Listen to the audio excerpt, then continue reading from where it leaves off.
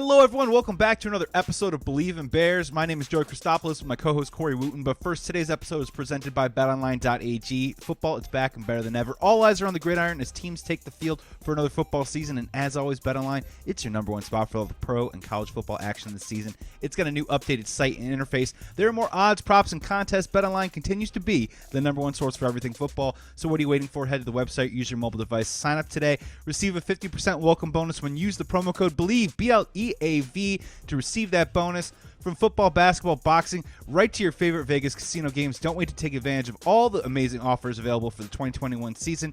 BetOnline is the fastest and easiest way to bet on all of your favorite sports. BetOnline, where the game starts.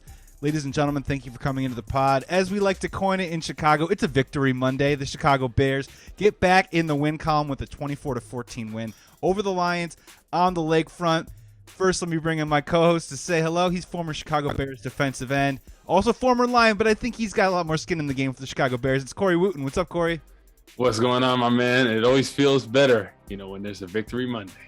It tastes better, right? It's just, there's something about it. It's like a comfort food. Exactly. Speaking of comfort food, let's talk about the Detroit Lions. I think all week long, Matt Nagy, he went to see his therapist, and they prescribed him one game versus the Lions. And there's nothing sweeter than on that schedule getting back on the right track. Corey, what's your favorite comfort food, man? When maybe you're feeling a little down, you want to feel at home. What is your Lions for you? It's got to be the pizza, man. I'm a big pizza guy, being from the East Coast.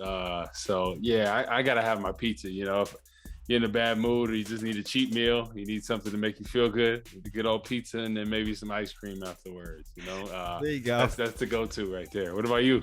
I had some pizza this weekend. I don't know, big juicy burger or a huge Italian combo sub with a capicola and salami and just loaded with Italian dressing, maybe some chips on the side. And I'm down with that ice cream, man. I think the ice cream on Sunday was Jared Goff, fumbling in the red zone a couple of times. That came up pretty huge. Let's dive into it, Corey, because the Bears needed the win after their loss against the Browns last week. We were confused. A lot of Bears fans were angry, calling for Matt Nagy's job. They came out there. They did what they needed to do at home. What was the first aspect of the game that, really impressed you the most with this Bears win? Well, we talked about play calling, right? That was the biggest thing, the knock on Matt Nagy. And he finally relinquished his play calling duties, right, to my man, Major Lazor. And I'm not talking about the group with Diplo. I'm talking about Bill Lazor. Yeah. I mean, just from the first possession, the play calling, mixing and matching. Remember I talked about using that running game to set up the pass. And that's exactly what he did. He made Justin Fields feel comfortable, right? And you got your workhorse and David Montgomery. They had some things schemed up and talk about, in a situation on 4th and 2, able to game plan that, get the first down, and then get the touchdown on a drive, start out with the first 2 consecutive drives with scores, which was huge. So I really love the play calling, and I think that's been the biggest knock on the Bears in general. And I'm glad he let Lazor do his job, because that's what he was brought in to do. And you just see the difference. I mean, Justin Fields looked comfortable, right? And even in situations where he didn't have the best throws, it was in a situation where he didn't look like the Browns. He didn't look like in a situation where he had to hold the ball too long. I think they really worked great on, hey, 1-2 progression. It's not there, run or throw the ball. Mm-hmm. And that's what he did all day. So I love what I saw from Justin Fields and the play calling. That was the biggest thing. Corey, me and you, we do not have the phone number straight into House Hall, but on the very first play of the game, they ran a heavy protect set. They brought the tight ends out there. They established it right away. And I know that we were clamoring for it for a week, but I think at the end of the day, whether who's right or wrong, or I said this, I told you this, the idea is to get this Chicago Bears team with some kind of identity, right? To hit on some things that they like and that they can take and move forward. I know everyone wants to say, hey, this is the Detroit Lions. They're now 0-4. Competition is going to get harder, but these are the first building blocks and steps that offensives need to find. What does Justin Fields like to do? What, as you said, what makes him comfortable? What makes him confident? What makes this offensive line confident? And I kind of want to ask you if I can maybe kind of work on the inside out offensively. Perfect. And then we'll move to the defense. What did you see from this offensive line? It looked like it was a step in the right direction. Is this a Jekyll and Hyde offensive line, or did you pick out a few things that they did scheme-wise that might be able to help us in the future? There were some great things scheme-wise, because we talked about the O-line maybe not being the best pass protectors at this point in the game, right? Jason Peters, an aging left tackle, Afadi, he's kind of struggled at times with pass protection, but what they do really well is running game, running the ball and run blocking. And you saw that early on from the first whistle. They were able to move them. Afadi had an amazing block where he completely manhandled the defensive end, outside linebacker. And that was consistent throughout the whole game. And we talk about Chicago Bears setting the precedent of what kind of team they're going to be. And I think it's going to be a run first team. You look at in that first half, I mean, it was a run dominant performance. And that's going to be the tone of this offense, right? I don't think they're going to be a team that's going to throw the ball, 50 times a game. That's not how they're going to win games. I think they're going to be a run dominant team and then set up the play action. And I really love the plan, because the last week when Matt Nagy was calling the plays, too much holding of the football, right? That was the biggest thing. And especially against the O-line that's kind of struggling. I didn't like that against Myles Garrett. Detroit doesn't have the same rushers, but they had a better plan in place, 1, 2, get the ball out. If it's not there, run. And, when I look at that second half, right, after they got the 3 and out, that was brilliant play calling, right? A run to David Montgomery, then David Montgomery in the gun, handing the ball off to Mooney for a 10-yard run, setting up. Works. And then what does it set up? That another hard play action to Allen Robinson, yes. Right? And then the next play after that, right, a nice out cut to Darnell Mooney, threads the needle, right, in between 2 defenders, hits that window in there, and they end up scoring on that drive. So that type of play calling is something that we've been missing. And I always said, the run is going to set up the pass, right? Because you keep people off balance. Just like Kevin Stefanski did to the Bears defense, that's what Bill Lazor did to the Detroit defense. And they weren't a bad defense by any means. They weren't the Browns, but they played the Ravens really well. They played some really good games this season. So I think this was a step in the positive direction.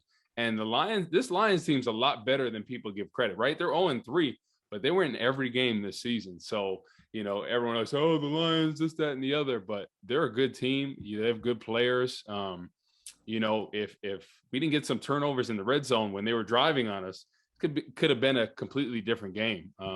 So hats off to Detroit. They played a pretty good game, but I just love the plan offensively that we had. And also in that game, keep in mind, Bears fans, they lost, I think, Romeo Okwara at some point in that game to an Achilles, and he might be out for the year. So I mean, they were kind of losing guys as they went along. And yeah, you're bringing up some great points. They got 13 rushing first downs in this game. I can't remember the last time you can get a dozen rushing first downs, especially on that 4th and 2, which is a great call on your part. And after that first half, 19 rushes, 10 passes for the game, 39 rushes, 17 passes. I don't know if it is going to be 2-1 all season long, but I think you want to get it pretty close to that number, especially when we're going to get to Justin Fields in a second, but when Justin Fields only completes 11 passes, but each of them feels so game-breaking and dynamic, I think that's something that Bears fans haven't seen for a long time. I do want to get to the big issue. I think it's on a lot of Bears fans' minds. Let's talk about David Montgomery. I think it goes without saying Damian Williams came in and played well in his stead after he left with an injury. He is a quadricep we're going to have to monitor. Just kind of walk us through the beginning of the game. David Montgomery putting up 106 yards, and then just your take on what you saw from that injury. And, we're taping this on a Monday right now at 12:49 Pacific time. We all got our fingers crossed right now. Yeah, I think from the reports, it said he's going to miss some time. I kind of looked at like Ian Rappaport and some of those guys. It looks like he's going to miss some time. I don't know if it's an MCL or a meniscus, but it's going to be a couple of weeks. I think it's an MCL. And MCLs read are 2 to 4, right? 2 to 4 weeks, or is that 2 to 4 weeks, yeah. or depending on the severity of it, right? And usually the MCL, you never have to get surgery, but I'm just hoping it's a grade 1 or grade 2, because when you have a grade 3, that takes some time and possibly some surgical intervention. But I don't think it's going to be anything like that. So I'm hoping it's just a mild sprain, and he could be back in maybe 2 to 4 weeks. But the good part is it seems like Damian Williams just has a thigh bruise. So I think he'll be able to go this week. So it looks positive, because that 1-2 punch, man, that was fun to watch, because, I talked about the pass rushers, keeping them fresh. It was the same thing with the running backs, right? David Montgomery was in there, grinding out these long runs, and then, tapped his helmet. Damian Williams came in. It was a change of pace. It was like a bullet through the line. So it was good to see that 1-2 punch, kind of thunder and lightning, like the Giants used to have with Tiki Barber and Ron Dane. Yeah. So I think that's what they could have in there. And it's great. It's always great to have some depth in there at the running back position. opposing defenses like really can't get tabs on anything. They were tired. It was tough for them to get a hold of what we were going to do. And the thing is, once you get that running game going, those hard play action fakes really kill you, because then you're bringing people in. Then it opens up people. Then you have max protection, things of that nature. So that was a good wrinkle that I wanted to see for a while, but it was set up by that running game. Can you speak on, if David Montgomery, it looks like, let's just throw him in the doubtful bin for next week against the Raiders, and we'll get more information, and we'll kind of take it from there. Kind of talk to Bears fans. You played the game. You've been in locker rooms. You've seen offenses before. Can the Bears be successful with a Damian Williams, Khalil Herbert 1-2 combo and still maintain this ratio that seemed to work so well in week 4? Yeah, I think they can. It's just about sticking to it. Obviously, it's hard to play without a guy like David Montgomery. But I think this offense is suited, especially with the offensive linemen, the really good road graders. So if they could just stick with that, and hey, they might not get the same 10 yards a pop, 12 yards a pop. Williams can do that. Hopefully he's not too banged up with that thigh. So I think he could be that David Montgomery replacement. Obviously he's not the same, but he's a quick guy and he's strong as well. So he can do a little bit of everything. And then Herbert as well. He came in and had some good runs in there too. So I'm just hoping that they can really get the running game started and play good defense. I like what I saw from the defense, but there's definitely, we're going to get into that a little bit. There's some issues in there that I like to see them clean up in this next week. I'm definitely curious. I like Damian Williams a lot. He definitely ran very hard when he came into the game after David Montgomery. It was almost like nothing changed. They were still moving it. I do, as a Bears fan, I often wonder, those extra 2 yards that we love David Montgomery so much for, does that affect our down and distance, moving forward for the next couple of weeks? But I think that as a unit, I think they can continue to stick to their game plan and still have success. Exactly. It's going to take a little bit more maybe of putting some more tight ends in there, right? Getting to traditional running formations in a certain sense. And I think, using some of those RPOs, when a guy like David Montgomery isn't in there to really capitalize on the defense. There's a couple times where Justin Fields should have pulled it. The read was that he should have pulled it, but he didn't. Oh, and I mean, he would have had 20, 30 yards easy. And he had a couple opportunities against the Browns that he hasn't done it yet, right? He needs to just let it go, because I think a little bit is being nervous, for doing the wrong thing or whatever. But he's a playmaker, I think him one-on-one against any outside linebacker, defensive end, even if they have a step on him, I'm going to take him all day. I think he has that extra juice, and he needs to use it, because once he pulls that one time and gets to the end, I mean, that defensive end outside linebacker is going to be thinking the rest of the game. And then they're going to say, hey, we got to have an extra guy out there. And then play action, boom, Cole Kmet across the middle, Goodwin, things like that. It's going to just open up everything. So he just needs to have one time where he pulls it just to keep that defense honest. Even if it doesn't work out, if that's your read and you see him crashing down, pull it. And if they have an extra guy scraping, a safety or something that can run with them, hey, it is what it is.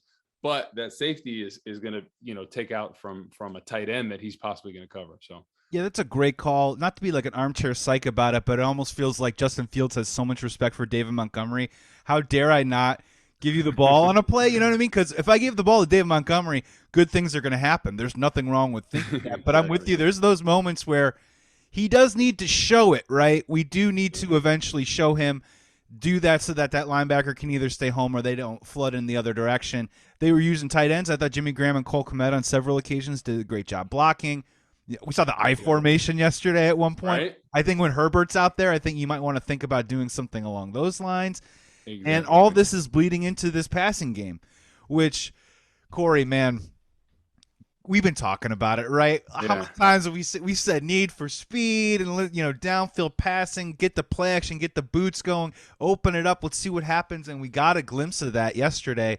Justin Fields, and let's talk, Darnell Mooney, and we will get a little Allen Robinson in there as well. But let's just start with Justin Fields and Darnell Mooney. Justin Fields, 5 of 7 on passes of 15 yards or more for 172 yards. Corey, that's getting it done. That makes me excited. Bears fans haven't seen that since 2018.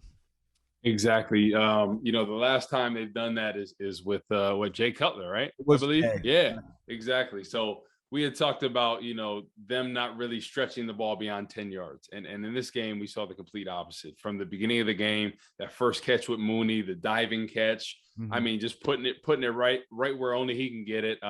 Just great connection with them all game.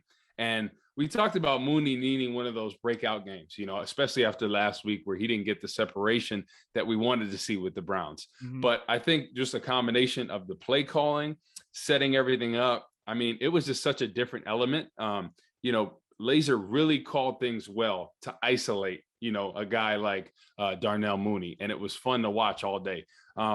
The week before, it just seemed like everything was so crammed in there with the different routes and everything. It seemed like people were crossing over each other. Everything was so spread out this time. It seemed like they really made an effort to, hey, let's simplify everything. Let's run the routes that we're good at. And that's what they kind of stuck with the whole game.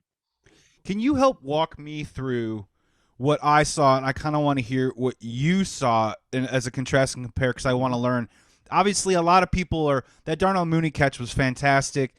I think that really galvanizes a rookie's confidence, right? Where I can put it out there, maybe be a little bit off on my throw, and you can still come down and make a play. That just keeps that kind of confidence going. Talk a little bit about what you thought of, those Justin Fields throws. Were they quintessential dimes?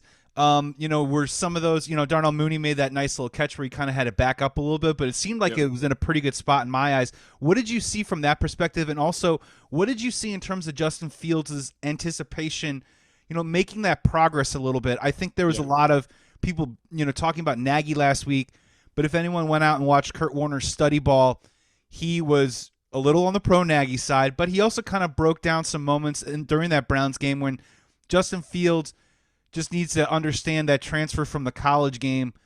Receivers in college get 3 or 4 yards open before you throw them open, and then the NFL it's like 1 to 3 feet. And so when a guy makes a break and he sees a spot and he knows the linebacker's staying soft or there's going to be hard press here, you just need to get rid of the football. What did you see from Justin Fields in that regard in this game? Yeah, I saw him anticipating things. And, at times, with the Mooney throw, Mooney made a great play on it, right? Could have threw it a little more to him so he could have ran afterwards, but that's fine. Mooney made a great play on there. But what play really stood out to me was the Allen Robinson completion on that first drive in the second half. Oh, when he threaded that window. I mean, that was an all-pro, Pro Bowl, Hall of Fame type of throw. I mean, the hard play action, there's that window there. There's tight window because the receiver before him, receiver after him. He had, probably this much bit of space to fit it in there. And he put it right on the money to him. And that throw is some growth right there, because in the weeks prior, we kind of saw some erratic throws here, him not anticipating stuff. And he knew exactly when he broke, the ball was going to be there for him, and it was right on the money in that window. So that was a throw for me that I'm like, hey, this guy can play. And sometimes that's all you need is a throw like that to give you that confidence. He's a special quarterback, honestly. I think, once this offense really gets going, because right now, Lazor's like, hey, let's make it a 2-1, in favor of the run game. As he gets more comfortable and the run game really gets going, it could even out a little more, once he gets more comfortable. But I'm completely fine with this, system going on right now, because I think it's giving him more confidence, right? And you just look at the difference, him being able to be in the pocket, like putting him in a position to succeed, and the offensive lineman. I mean, it's just something that every play caller should do. That's exactly what Lazor did, and the Lions had been dialing up pressure the weeks prior. Lamar Jackson, they pressured him quite a bit, but they kept Justin Fields pretty clean for the most part. I thought it was a great job. And as a play caller, that's what you have to do. Sometimes things aren't always, you're not going to have the personnel that you always want, right? That you're going to hand choose. But a good play caller is going to put them all, every 11, one of those 11 guys on the field in a position to succeed. And that's what we saw on Sunday. Yeah, and you've been talking about it for a couple weeks now. This concept of the plays themselves aren't special. It's the players who run them that are special. So you can do some stuff that maybe, seems more fundamental, or a 2-to-1 run to pass ratio. It's going to set a player that has the talent of Justin Fields perhaps up for more success if you're doing these exotic things and you're trying to trick someone every single play with a jet sweep or, you know what I mean, this shovel pass and all this other stuff.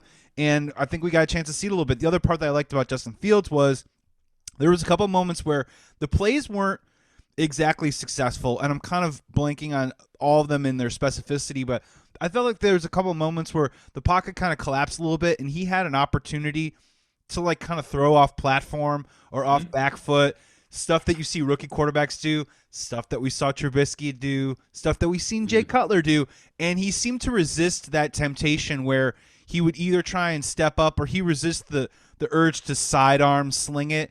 And I think like actually both times they were incompletions, but they weren't bad fundamental throws. I did like that he kind of sort of, I guess a rookie maybe tries to make something out of nothing too much, trying to please, trying to impress. I just thought he played with really good discipline yesterday. Yeah. And for me, you know, that Darnell Mooney throw, the second one, what was it, for 67 yards, and then Darnell almost kind of skated his way into the end zone. I just love that throw so deeply because it was right on the money. He's our fastest receiver, and honestly, we have not seen that from the quarterback position since Trubisky versus the Buccaneers week 5 or 6 of like 25 touchdowns. Yeah, you know what I mean? Like, and that's the kind of stuff that I think Bears fans have really been clamoring for. Conversely, what is your take on a little bit of what's going on with Allen Robinson? What do you see for him in the future? I mean, he had a solid game, don't get me wrong, but this is Allen Robinson. This is A-Rob. Guy only gets 3 targets in the game, 3 targets that go for 62 yards, don't get me wrong, but where do you see him fitting into this offense moving forward? Do you think it's only a matter of time, or, you know, what's your take on that right now?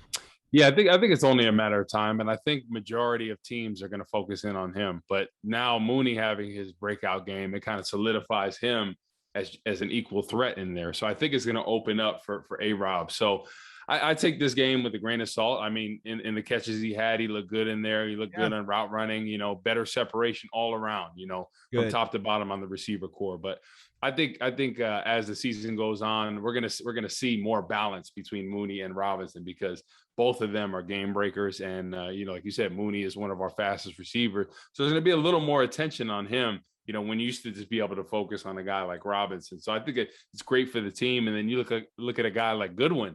I mean, he's looked good out there in his route running and et cetera. And then Cole Kmet, hopefully, you know, he can come out there and do some stuff, and Jimmy Graham in the red zone. So I think when things, all cylinders are firing, I think it's going to be a pretty scary offense. And, you know, it may not be scary in like an LA Rams type of deal or something like that, but, you know, it's going to be a grind them out team that can really keep you off balance, you know, kind of similar to the Browns, you know, at times when they're really rocking.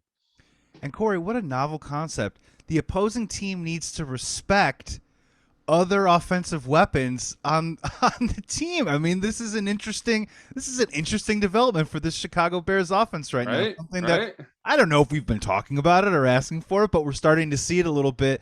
And now we get full steam ahead against the Raiders next week. Let's go to the other side of the ball, Corey. A lot to talk about, a lot to break down. I think there's some positives.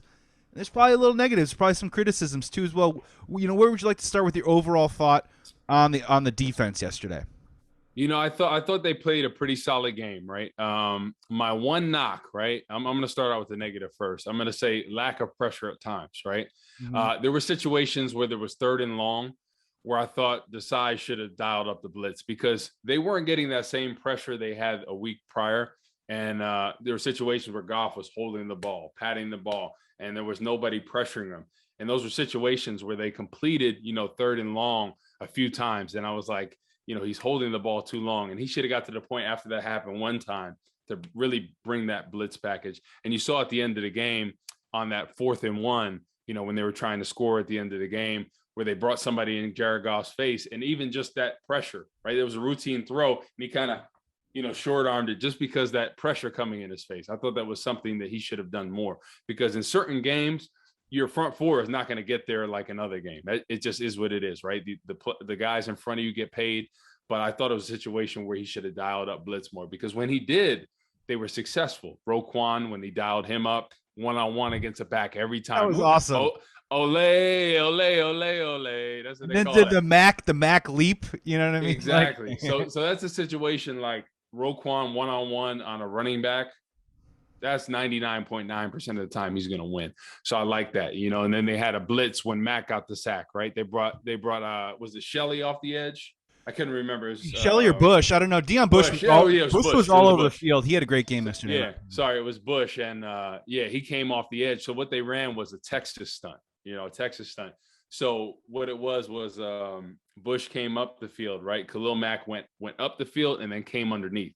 So that illusion of pressure right there, bringing an extra guy, freed up Mack, right? And that's a guy that everybody has all eyes on, but you got to honor Bush in there. So that was another wrinkle that Desai brought to the table that really confused them. And your best player was even able to get free under there. So that's why I thought in that game he should have dialed up the blitz, especially on the 3rd and 5 and longer situations, just because they weren't getting that consistent pressure up front. Quinn did a few times, Gibson did. But when the situation, a 3rd and long, they shouldn't be able to complete that, how they were completing that. Yeah, it felt a little bend don't break at times, and obviously I think we'll get to the red zone stuff in just a moment. That was the call of NFL Network's Stacey Dales when she joined us on the last pod too, was that Goff struggles under pressure. Dial it up and make him make some choices, make him see it, and even if you're not that successful, at least you're bringing that heat and he's thinking about it now.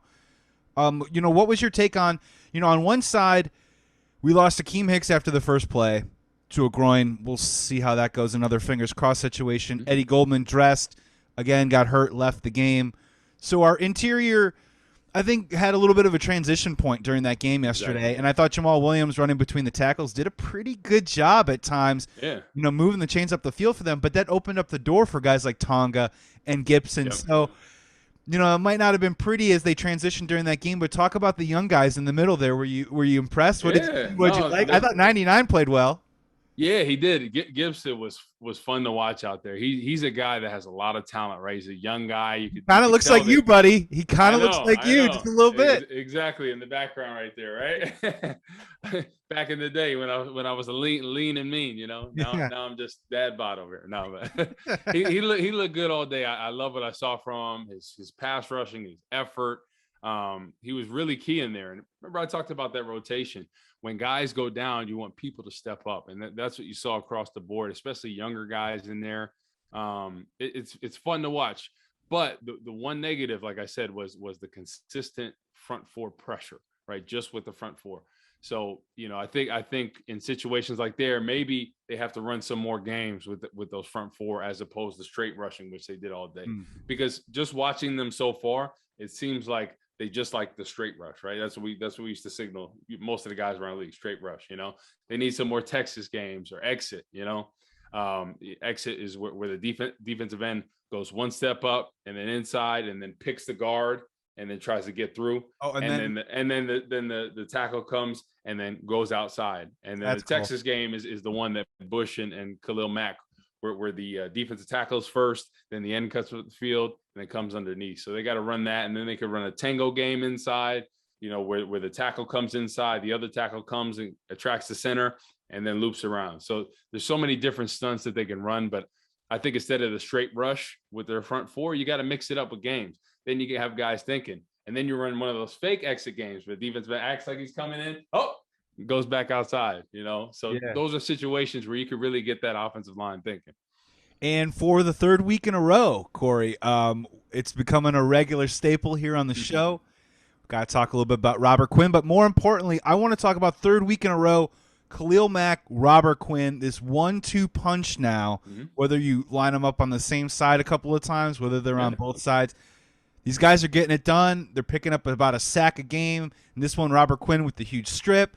Khalil Mack picks it up, almost shovel passes it to Eddie Jackson, to Bojack. It was almost a perfect Bears defense bingo card of all your favorite players making a play on that. But just talk about what it's like to have that combo playing at a high level right now, moving forward into what we've long said is a teeth of the schedule coming up.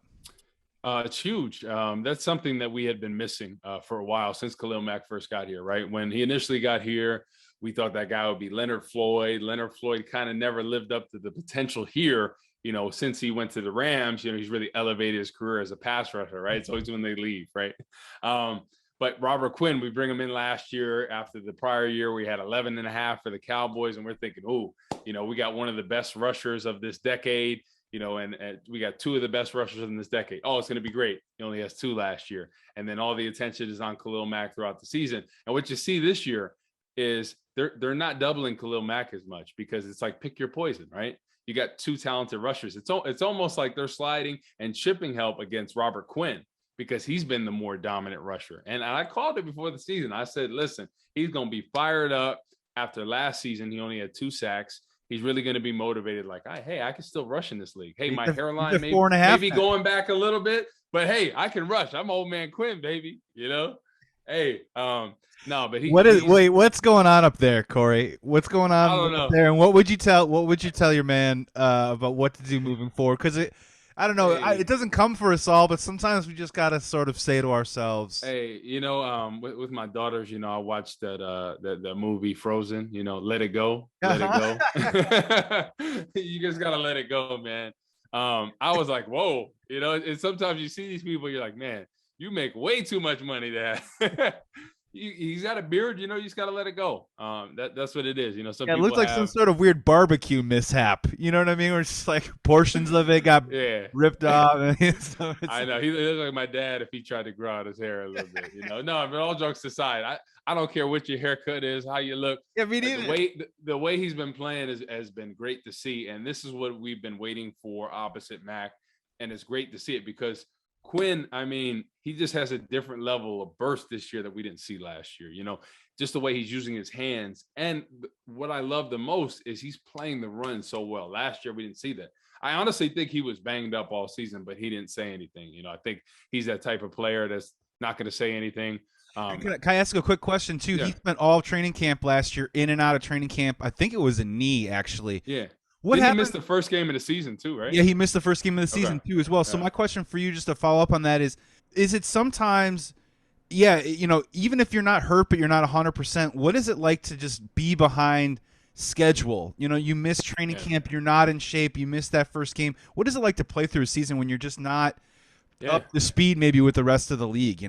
It's tough, because there's some guys, I played with guys like Julius Peppers, right? He had an MCL sprain, and they said he's supposed to sit out like a week or 2, and he played right through it, had 2 sacks against Donovan McNabb. And, it was unbelievable to see. But majority of people, I think sometimes they come back too early from an injury, right? Because my thing is like this: in the league, if you've established yourself enough, a guy like Robert Quinn, right? I think he has the coach's respect. He has the players' respect.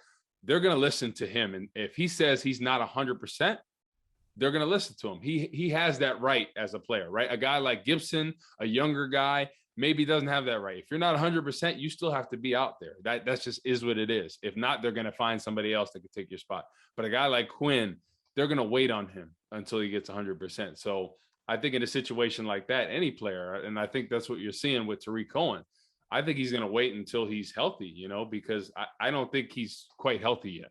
And I think it would do a disservice to the team and his career if he comes back too early.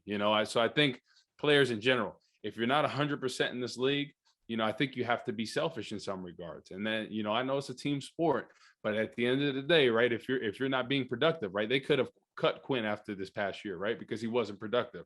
I think they were willing to give him another chance at it just because of his reputation and what they think he could do. But at the same time, you have to be selfish, right? And you got to think about yourself, and you got to think about, your career and your family and securing the most money you can. That's sometimes what it comes down to. And I hate to be selfish about it, but it's a business, right? In the corporate world, it's the same thing. And I feel like that's what fans don't realize sometimes is the fact that, listen, at the drop of a dime, you're not performing, you're gone, right? And one bad season, that could be the end of your career right there, right? But if you wait until you're healthy, and let's say you play 5 games that season as opposed to 15, and you do really well, that could extend your career another 3 to 5 years. So sometimes you got to think about your future and what makes sense. Well, in terms of your future, just Bears fans, think about any backup running back that we have ever signed over the last 6 or 7 years, whether it's a Chester Taylor or a Mike Davis. We don't utilize them properly. They don't produce, and then they're almost out of the league like that very next year. Thankfully, Mike Davis was able to find a spot in Carolina where he was able to get some reps when Christian McCaffrey went down. And now he's still playing. He's in Atlanta now, but that was because he went to a spot and almost, I don't want to say got lucky, but you know what I mean? Like, he signed that deal with us. We didn't use him properly. We ended up cutting him. All of a sudden, he's napalm for some reason. No, he's still a good player. Just the scheme and the fit didn't work out. In terms of Tarik Cohen, I'm right there with you. You know, he's signed up. You know, we gave him a long-term deal. He's got money. But at the same time, I can't agree with you more where I'm really starting to temper my expectations with him, because I'm with you, man. If you can't help us and you can't give us your top-end speed, just wait until you come back. And I would almost maybe say that to Bears fans about maybe anyone that starts thinking, ooh, well, you know, maybe Tevin Jenkins can come back, you know, after the 6 or 7 week mark of the, you know, if it's 7 to 10 weeks, maybe he can come back in that 7 weeks. I got to be honest with you. We got to think long-term with this guy. And on top of that, if you want to think in the present too as well, he's got to be able to help us, right? Exactly. Just because he's healthy doesn't mean that he's ready to go and he's ready to play NFL football at the exact same time. So I completely agree with you on that front. You know, a guy like Chris Williams that was drafted a couple years before I got there, right? He's a guy that had a back injury during training camp, and they kind of tried to rush him through it, and it really backfired on him. He had some issues, and I know it's a situation where they probably should have took their time a little more, because backs and knees, those are things you don't play around with. You know, I think those are really crucial to you having a long career, is keeping those healthy. And with Tevin Jenkins, I think like this: if he's not feeling 100%, that back's not feeling strong, his core is not feeling strong, this might be a situation where you just let him sit out the year. Yes. Right. I think you can game plan around. I think Peters, Afadi, I think they can game plan around them. Borum will be back too as well. Larry Borum will be back. Yeah. Yeah. So I think you can navigate, but it's all about long term. And sometimes people, because we have to win now. But if you have a guy that is expected to be your left tackle of the future, right, you're potentially going to be a 4-year starter to the rookie contract's up, and then re-up him. You got to make sure he's healthy. You know, you got to think about that. But sometimes it's on a player too, because they want to rush back and they're hungry to get in there, especially being a young guy. But you got to realize, you got to think about the future, and you got to think about, hey, you know, if I come back too quick, am I going to mess up my back worse for the long term? Because even after football, right? You want to be good enough to run with your kids, play with your kids, live an active lifestyle still. So sometimes you got to think about the bigger picture. I believe they did that to Mark. That happened to Mark Colombo too, as well, in the 2000s. Exactly. I don't remember if that was a back or if that was a foot, but you know, I think it was a knee or something. Because he didn't resurface. He resurfaced on Dallas, I think, 2 or 3 years down the road, and was able to play in the league again. But it really got derailed, I think, by pushing that envelope. And I also say my final thought on Tevin Jenkins is, I know we love talking about Justin Fields and how we want to set him up for success, and we got to do this right. And how does Nagy develop Justin Fields? Bears fans, I implore you, we have to take our time with Tevin Jenkins, because I think his development and setting him up for success and getting him back when he's 100% healthy, when he can actually help us, might be just as important, because he's going to be watching Justin Fields' ass, hopefully, for the next 10 years. You know what I'm saying? So exactly, we can't rush this dude back, and you're bringing up such great points, too, about back injuries, and not just for their NFL career, but for the rest of their lives too, as well. Exactly. And talking real quick, talking about the injuries. So, you know, I think when it comes to a knee injury, right, there's a few positions that I think can come back a little quicker, right, and you don't have to worry as much, right. I think sometimes, you know, an offensive lineman, I think they come back pretty quickly from that, because there's less movement that they have to do, less cutting. You know, it's more in the trenches. You know, I think they can come back quicker. I think a quarterback can a lot of times, if they're not a super mobile quarterback.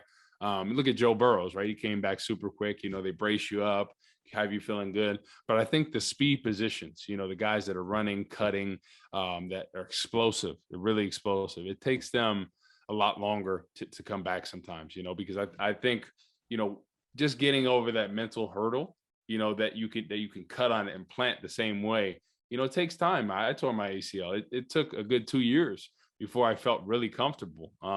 You know, and I'm not as close. I was never as close to explosive as Tarik Cohen. So I can't imagine what he's going through, right? He's at that point right now where it probably doesn't feel right. You know, his knee doesn't feel right to him. And, you know, sometimes it never feels exactly like it used to. You know, once you have surgery, you know, you could be able to function and look good and this.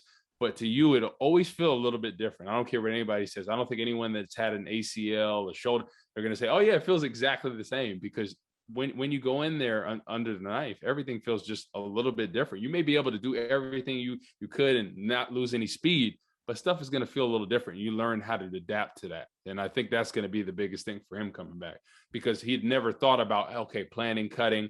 And when you first come back, you're thinking about, oh, let me make sure I make this cut the right way. And, even look at Joe Burrows in that first game where he got hit kind of low and he came up gimpy, and I think it's just a mental thing that you got to get over with the ACL. And sometimes it takes people longer than others. Adrian Peterson, that's the most unique example that I've ever seen somebody come back from an ACL. It was unbelievable, going for over 2,000 in an ACL year when he's, 8 months removed from an ACL. That was unbelievable. Yeah, and then he ran for 1,000 yards, I think, when he was like 33 or 34, that doesn't really happen anymore. Yeah. I mean, that dude, Purple Jesus, he's a different cat altogether.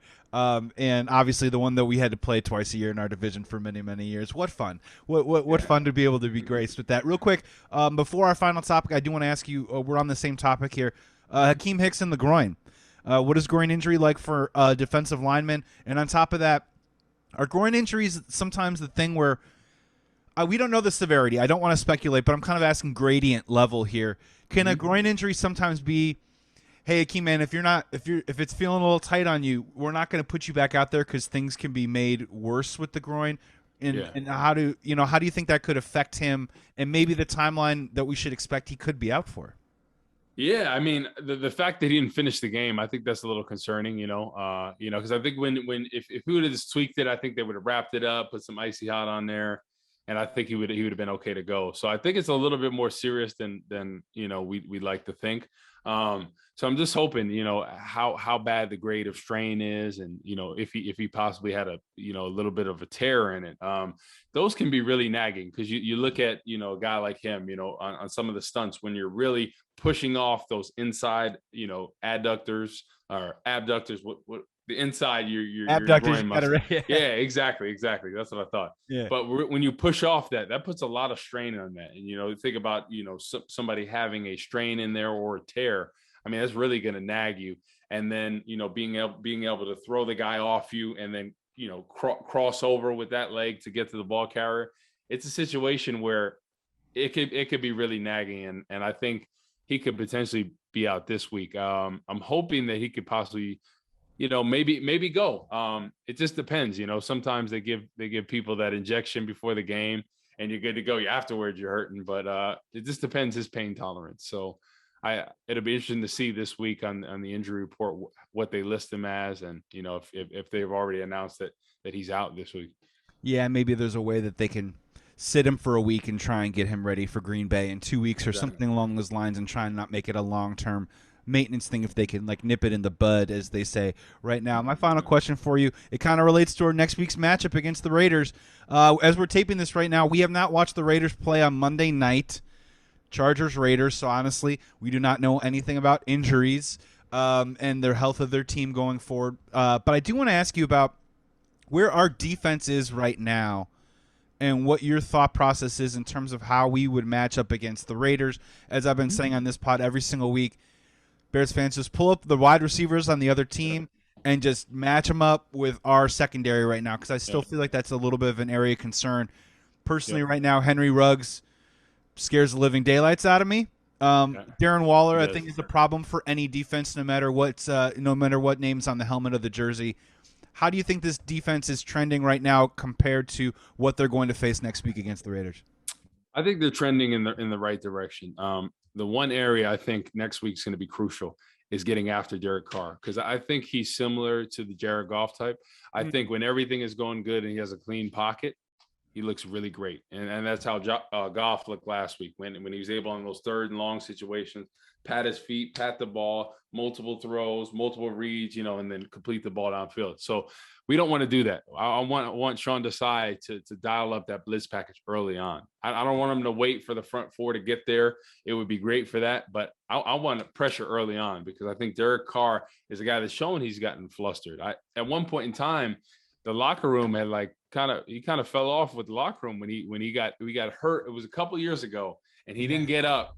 And I think some people had said stuff under their crying, breath about him. Yeah, he's crying, and I think people, had said stuff under their breath, and that's kind of concerning with me. I'm like, oh, were they really not buying into this guy, or think he's not tough? So I think he's a guy you got to get after. And I think this matchup well. You look at TJ Hawkinson last week. That was the guy that we had to stop, right? I thought we did a pretty good job on him, and he's exactly like Waller. They're going to flex him out sometimes. They're going to put him in a wide receiver role at times. And that's what this league is becoming. You're seeing the kind of tweener, a tight end that's not really a wide receiver, not really a traditional tight end, but he's a guy that can run. He's athletic. He can use his body. I look at them too as the same type of tight end, a guy that you can put in an H, but you're going to split him out most of the time, and you're going to have him match up on a safety at times. And he's going to use his body well. He's going to be able to run. He's athletic.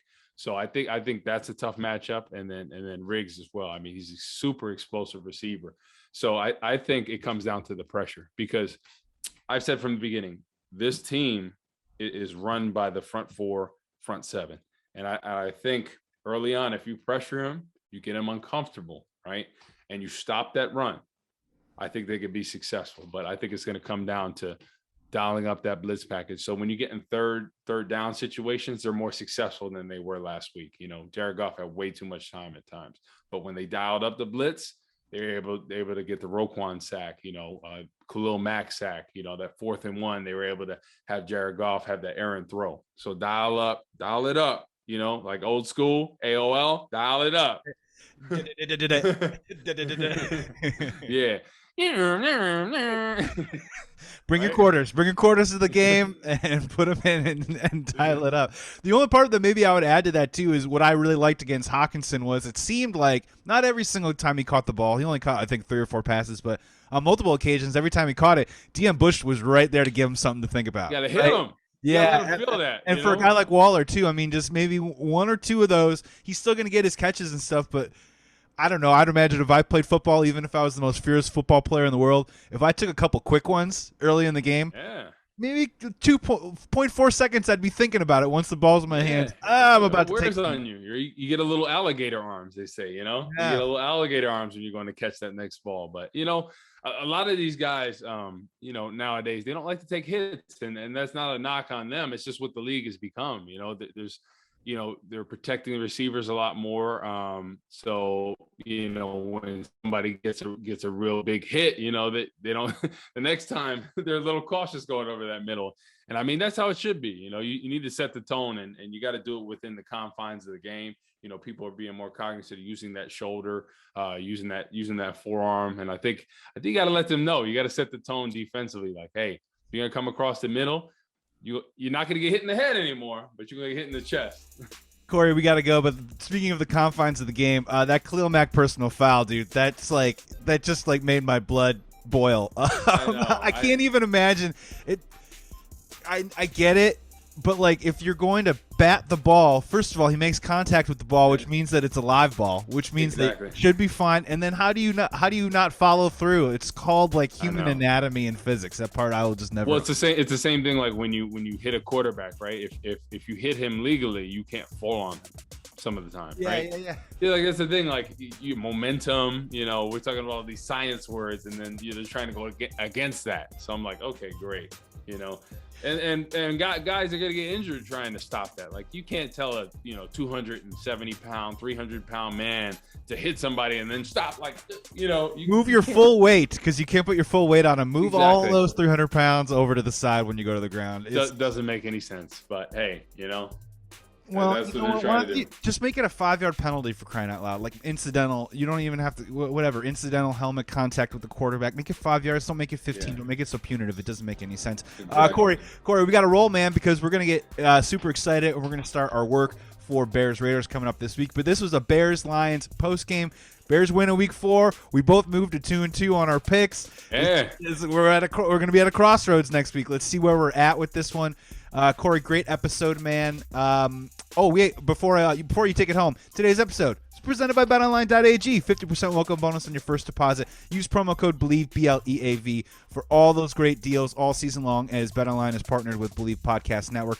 Thank you so much for checking out this pod. Corey, man, take us home. It's Victory Monday. Man, Victory Monday, great play calling. That's what we wanted to see this whole time. We really saw the offense the way it should have always rolled. Great win. Even bigger game this week. Really need to start out the offense strong. Play call. Want to see them dial up that blitz. And hey, we're gonna have it a couple of days. We're gonna have that preview. We're gonna have the game plan. We're gonna have all the ingredients for the win. And I think this is a very winnable game. So we're gonna break that down next week. You can follow me on Instagram, Twitter, Facebook at Corey Wootton, COREY. two O's, two T's, O-N. And yeah, comment, like, feedback. Love to hear what you guys think. Yeah, please follow me on socials at Joey Sports Guy. I can't agree with Corey more. Definitely like our podcast. Subscribe, give us a rating. Bring us some comments too as well. And also, these videos are going to start to be posted up on YouTube as well on the BLEAV Podcast Video Network. So make sure you check that out and drop your questions and concerns, because we love talking to you guys and trying to give you guys some feedback on what our thoughts are with the Bears moving forward. Because honestly, the season starts kind of this week. They're 2-2 now. The real schedule starts to begin. And we're happy and here to help. And honestly, thank you so much for listening, guys. Listenership has been way, way, way up recently, so thank you so much for coming in to tune in. Hope to see you back later this week. Until then, be well, be safe. Please be good to each other. And hey, this week, go get yourself some pizza. Have yourself an Italian sub, because it's time to bear down. It's a victory week. Here we go. Yeah, baby.